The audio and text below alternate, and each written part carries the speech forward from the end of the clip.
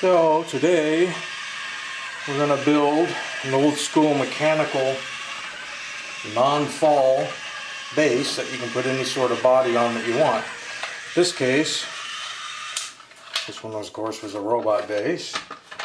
This one is kind of a space tank kind of a base.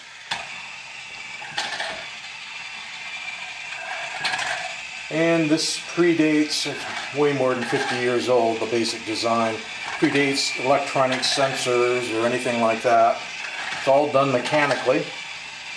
And it won't be hard to build, so what we're going to do is assemble one so you can see what's going on. We're going to start with this base piece.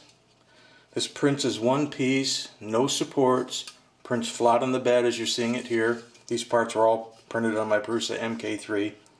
I've already put 2 screws in back here because I'm going to be bolting a switch in. But the idea is I wanted to put everything on the base, the batteries, the switch, the motors. So it's a self-contained piece that you can then swap different body designs onto. A more perfect design would be to have the batteries in the back of the car or the robot to be used as ballast. But for this particular job, I wanted everything self-contained. So I'm going to start, just like in all my other projects where I used a small slide switch. Again, I just found them on eBay. They're about 19 millimeters between the mounting holes. It's technically it's actually a double pull, double throw slide switch, but I think you'll probably find something similar. And if you can't, you can always mount any sort of switch in here that you want and just glue it in or screw it in. But if you find the same switch, then you should be able to screw it in with some number 2 metric screws, because that's what the switches are threaded for, at least this one. And these were fairly short number 2s, and that'll put the switch on the bottom and house it out of the way. The power source for this, again, I'm going to use the really inexpensive dual shaft hobby motors that you can find on eBay and AliExpress and Banggood and, well, everywhere. And these particular ones I paid less than $2 a piece for. They were $1.79 or $1.89 or something like that. Very inexpensive, very readily available anywhere. And you're going to print 3 wheels. This wheel, gotta get the screw before I lose it.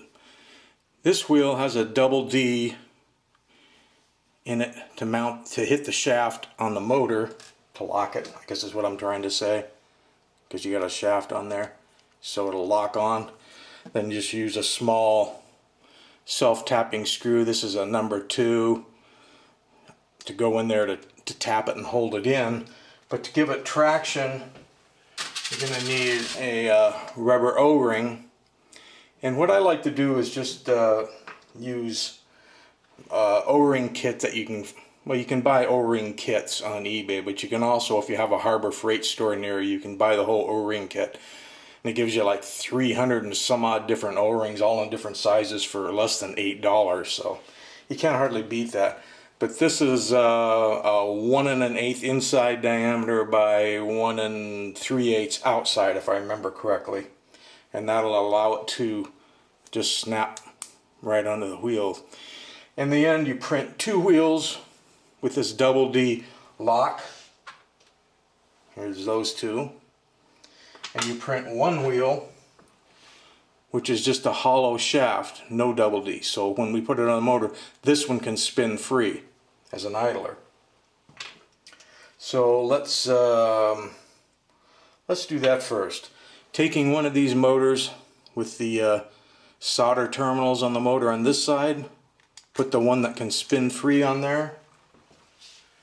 Take again, any small number 2 works good, self-tapping screw of any length you want, because these motors have a shaft threaded all the way through. But you don't want to tighten the screw down all the way. See, now the wheel can't turn.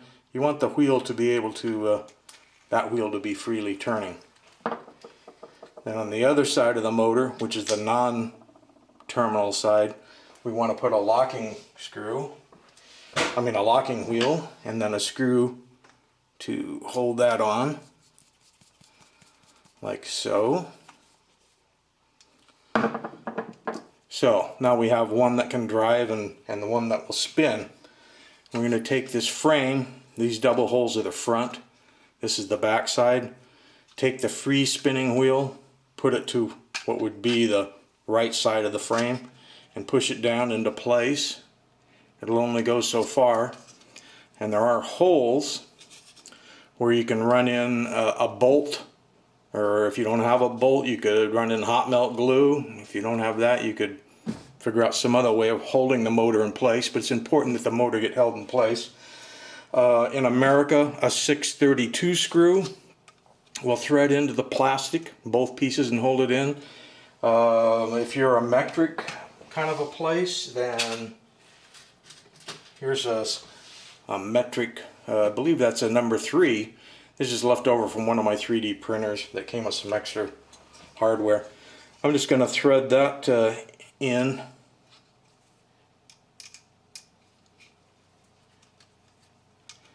And you could, if you had long ones, just run one all the way through, and you would only need one then actually to hold the motor in place.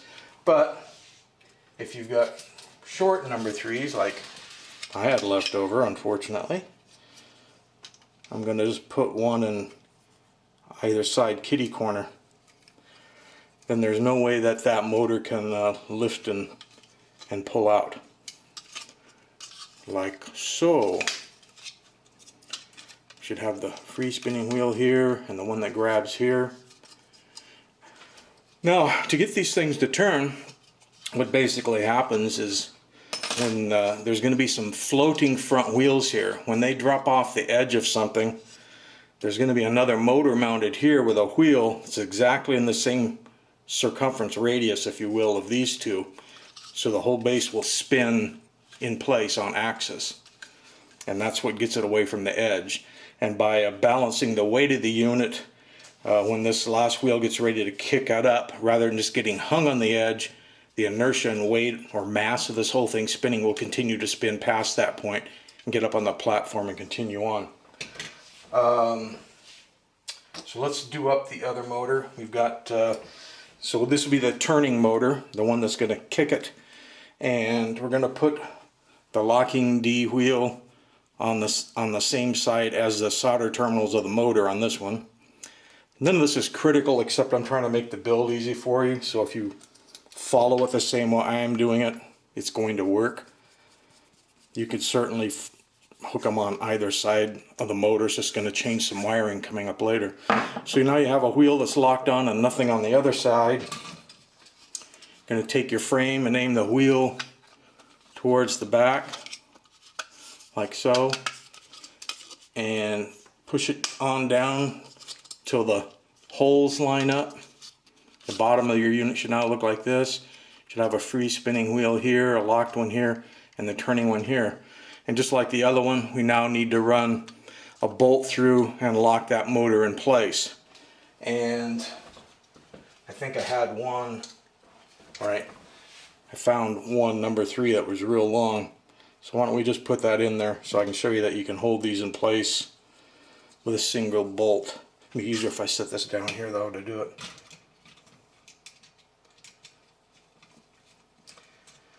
We'll just screw that all the way through both sides.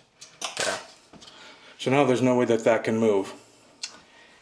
Now on the front, where the wheels go, there's 3 parts. There's this yoke piece, and then there's these cone-shaped wheels.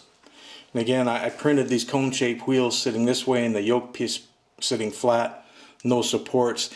Theoretically, you should have some support in there because there's an insert in there, but I actually found it printed fine without, and just took my screwdriver and cleaned out the few boogers that were left in there, and it went on well. Then you need some sort of long screw.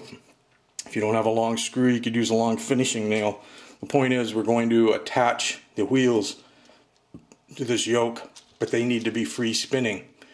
And so if you had a long nail, you could always glue them out here in the center of the yoke where it'd be away from the wheel. It wouldn't be free spinning, and the head of the nail would keep the wheel from falling off. But if you have some long screws, these are 256 in American thread style.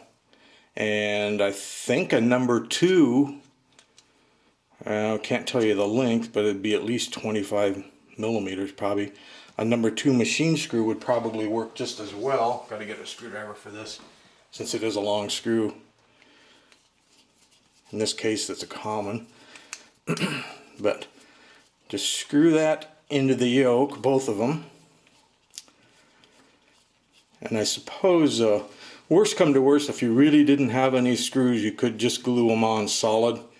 The way we're going to balance this thing in the end, it would skid along and work. It would work anyway, but it's just going to work better if these can turn. Less friction. So we got a good turning yoke piece now that we've assembled. You can notice it has a hole. That's going to get mounted into the frame. The front of the frame here, you can see that there's a hole there. So when this yoke piece is slid up from the bottom, we should be able to line in. In this case, again, I've got a number 2 fairly long screw because I want it to go all the way through the holder, through the yoke, and into the back of the holder. It provides a pivot.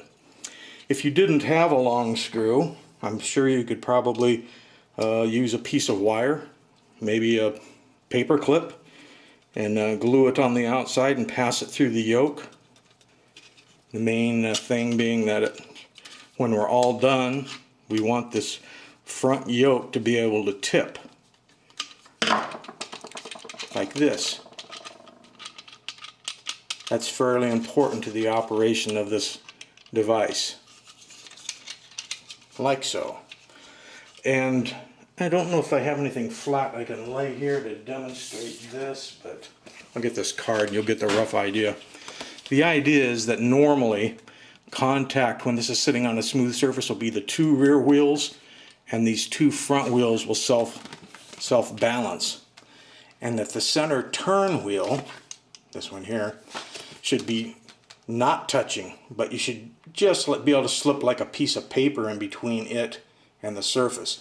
That way, as soon as those front wheels drop off an edge, that kicker wheel hits.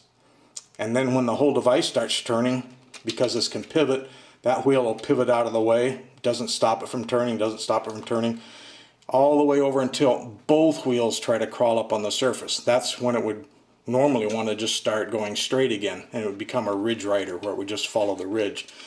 But because we're going to balance this thing so that the inertia will allow it to spin further, it should get up there and keep going. I'm going to use this is a AA battery, AA holder, and I'm going to use 2 of these. And if you wire this up the same way as what I'm showing you here, then everything should work out fine. I'm going to take, this is the front of the unit, I put dual holes, so depending on what type of battery holder you get, you should find a hole that would line up. But I don't know if I can get enough light in here to show this. But basically, I'm going to stuff the black wire through a hole on the right side of the frame and start pulling it through, and stuff the red wire through its hole. Just a second and I'll give you a better view of this. And of course I probably should put some glue on that battery holder to hold it up in there, but I don't really see it going anywhere. So it's pushed it up through, the wire coming up here, the wire coming up here. We're going to solder this red wire to one terminal of the switch. We're going to solder this black wire to terminals on both of the motors here in a moment. But we need to put the other battery holder in. And the other one we're going to flip around. Since this one we had a black wire to the front, this one let's get a red wire towards the front. because we're basically wiring the two batteries in series to get 3 volts. And that allows us to break the connection in the back with a switch. So now we have our 2 batteries in.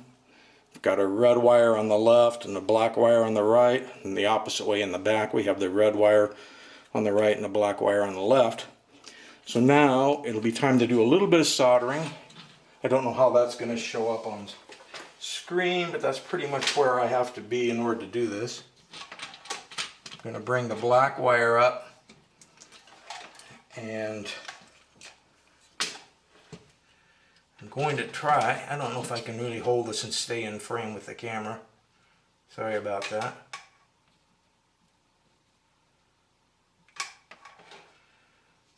Solder that on there.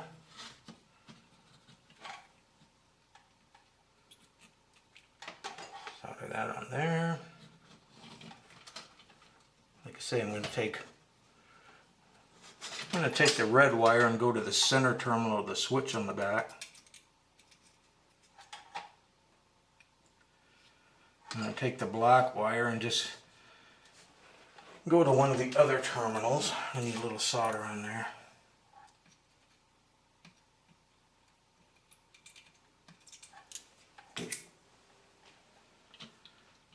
Doesn't matter which one you go to, because that would just determine which way was on and which way was off. So you can see red wire to center terminal, black wire to one of the other terminals. Right now I have the black wire to this motor terminal closest to the right, and on the rear motors the motor terminal closest to the front. Now we're going to solder the red wire onto the 2 remaining motor connectors. This will have all the motors running in the right direction. If you ever wire it up and your car is going backwards, then you'll know you need to reverse your wires.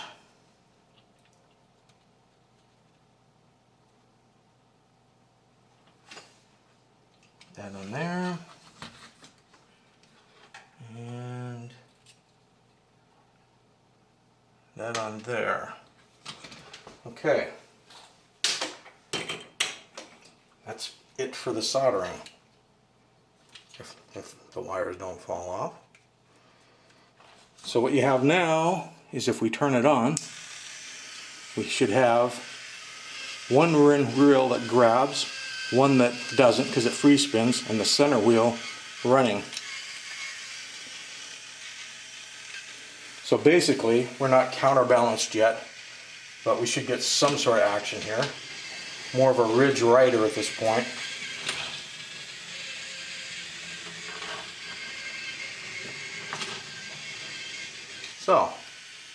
So far so good. At this point you would take whatever kind of body you were going to build. In this case I wanted to go with a robot body. And this one was printed in a translucent red, which kind of lets the infill show up. And I made a couple of changes from this body. I found that this is where we're going to put ballast to counterweight it so it spins more, and I'm just using pennies, but you could throw anything you want in there, nuts, bolts, washers, rocks, BBs, whatever. But I found I didn't need the tanks that tall to hold the ballast, so I went back and changed the file, and I didn't like these groove fins being totally there. I thought I'd put a design there, so I made a change to the build, kind of put this nice, I don't know what it'd be, chess piece artwork, and then lowered where we're going to put our ballast weight down. There's a cap that prints also, which in the end would get glued over the top of the tanks. This body prints is one piece. It prints vertically sitting just like this, and it prints with no supports. Everything about it was designed to print with no supports, and it's a hollow print. This was printed at 0.2. All the parts were printed at 0.2, except I did the front little cam wheels. I did those at 0.15, just because I wanted them real smooth. I didn't want any rough edges there to hang up. The head, which I borrowed from one of my previous robot projects, prints in 2 pieces flat on your machine, as you see it here. Prints with no supports. Again, it's hollow. The eyes print is a separate piece. I have already gone ahead and done some painting on this. I put some silver paint on the mouth and some silver paint around where this one eye went in. We still need to glue this other eye in, and if you got your MK3 Thick, it's my favorite stuff to use because it stays where you put it and sets up really well. Just going to put a couple of drops in here for the eye, and then just pop that eye in and give it a spray, and that should set up. While that's sitting there for a second, we have the arms. The arms I again borrowed from one of my other projects, one of my robot projects.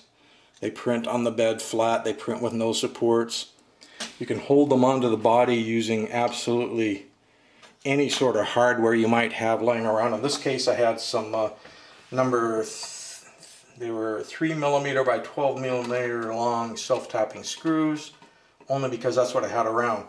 But you could use any nut and bolt and just run the screw in and put a nut on the inside of the body, or if you didn't have anything at all, you could just glue the arms on solid. But I thought it'd be better if they could swing around, so I'm hanging them on these screws. And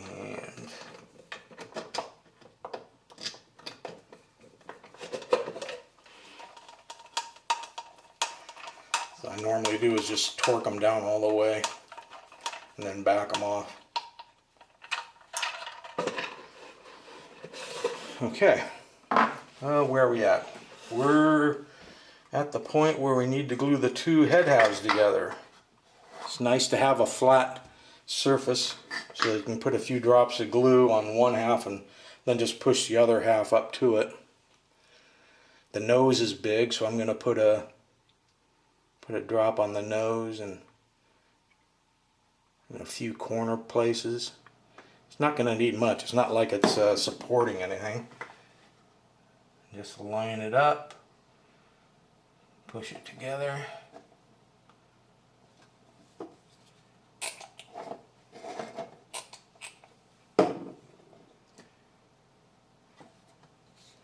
And if your printer's working right, you shouldn't have to do any cleanup on any of these parts. I haven't done any sort of cleanup on any of these blue parts. They just finished printing actually.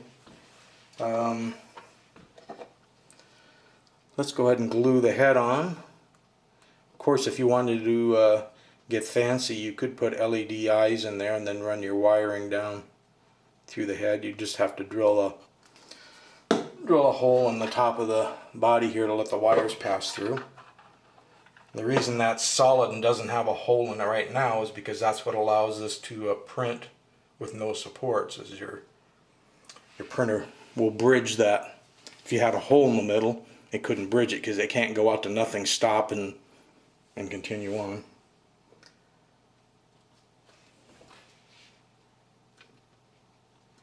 I'm going to have to get some spray glue up in there, I guess, to set that off. I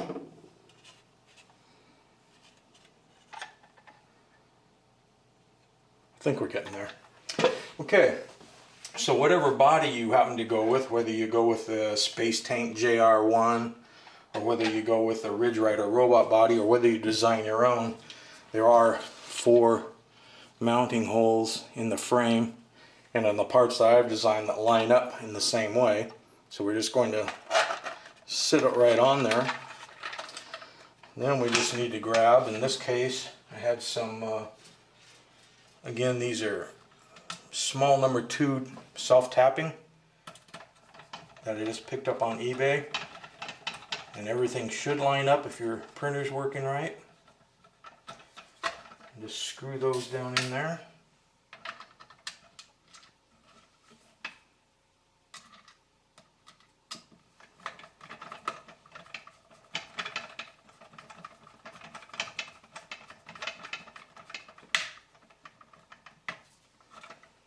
I know we don't need 4, but hey, as long as I'm here, right?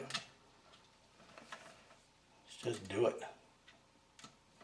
Be done with it.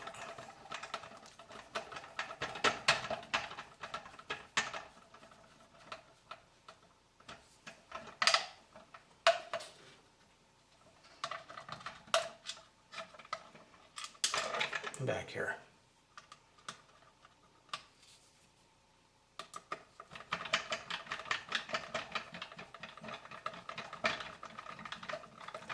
Okay.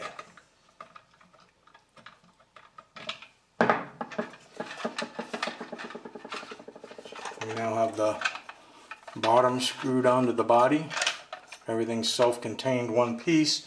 All that's really left to do now is the counterweight. And in my case, I experimented and I liked the way it ran with 30 pennies, 15 in each slot. In the little Jeep one, there's only 15 total. There's only one cylinder and just stacked up 15 cents, 15 pennies. But make little piles of 5 here. Just about the cheapest counterweight you can come up with, since a penny's not worth anything. Not the new ones anyway. So let's go, there's 5, 10, 15, 5, and I'll just fill the other side up till it looks the same.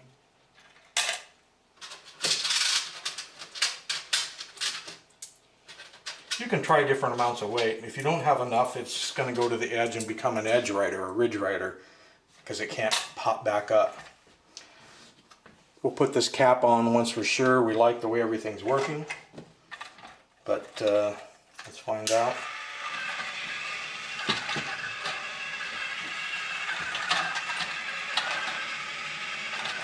Not bad. It might be a little bit light. Let's try a few less pennies. Let's take out 2 from each side.